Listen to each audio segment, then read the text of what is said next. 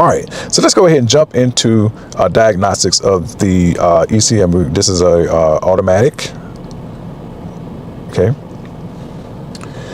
Okay, so what we want to do now, we're just going to go through a couple of these menus here, because really what I want to show you is that, for example, we're just going to look at the actuator tests here.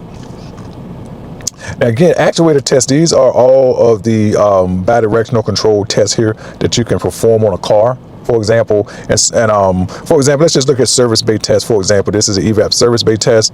If I wanted to do an evap test command, I can just sort of seal the system off. For example, I could do that.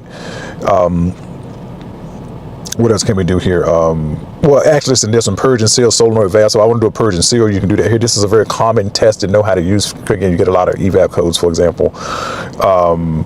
You can do compression tests. This is pretty amazing, where you can do an actual compression test right here. For example, the above conditions are not met. Yes, again, I've never done this before. I may actually do. Actually, I'm going to make a separate video just for this compression test. I'm interested in how that works.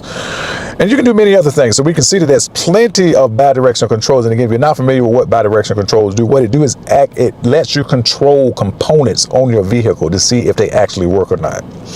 All right, so again, I just want to give you an example. I'm going to go to the transmission control module just to show you something. And what I want to show you is that under each module, you see you got actuator tests. If you click it, there is more. So in other words, all the actuator tests look under each module to see. Do you see? Let's look under another module, for example. Let's look under the instrument cluster here, for example. And let's see, we're 8-speed here. It's only one here. Yeah, 8-speed. We got a heads-up display. And we got I'm not sure, I believe it's this one. And all I gotta do is check the RPO codes and I can get it. But anyway, we got actuator test under the instrument cluster here, which is pretty amazing. So let's see what happens here. You got all of these sort of so again, you may be able to do this. Let's do an instrument cluster gauge sweep here. You may be able to see it over here in the background. Let me just try this real quick and hit on right quick.